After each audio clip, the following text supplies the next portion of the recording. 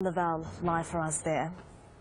Well, joining me now live from London is Nina Schick from Open Europe. It's an EU policy think tank. Very good to have you with us on Al Jazeera.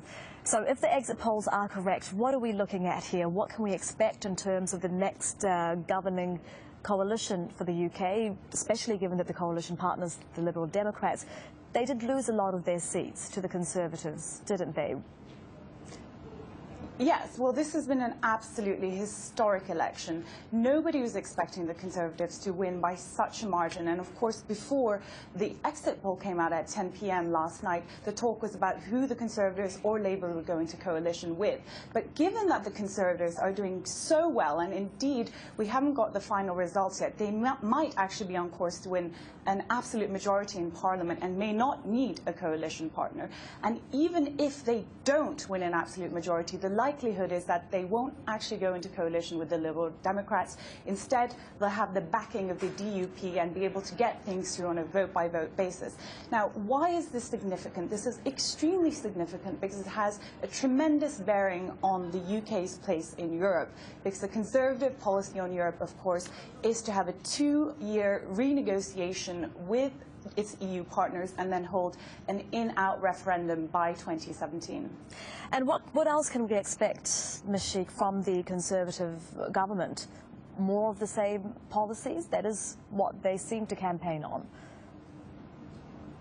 Yes, so I think the Conservatives ran a very successful campaign on the economy, and of course, coming back to the issue of Europe, that has been a real sticking point for the Conservative Party. And this, I cannot emphasize how important this will be for the next Conservative government. It's pretty certain that David Cameron will be the Prime Minister. And negotiations on the UK's relationship with the EU is pretty much going to start immediately. And that will be central to the future of this government. And it will be a historic government because the negotiations that are going to take place are going to be extremely important. As I said, this election has been historic. It's probably the most important election in British history since 1945.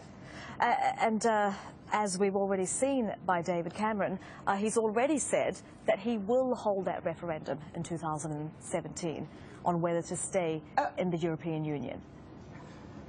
Absolutely. That's the Conservatives made clear in the run-up to the election that that was an absolute red line for them, even if they had to enter coalition with anyone. Now, if Labour had done better, as the polls suggested they would have done, they deferred from the Conservatives in that they said they would not have that referendum. So this is a very important policy shift that the country has taken with David Cameron now expected to be the next Prime Minister. Now, there have been some big winners and some big losers tonight. Of course, the SNP is one of those big winners. The Conservatives are a big winner. Labour has been a big loser. And, of course, the Liberal Democrats, the Conservatives, former coalition partners, have been absolutely decimated.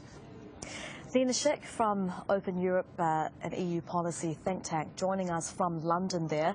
Thank you very much for your time. Very good to have you with us.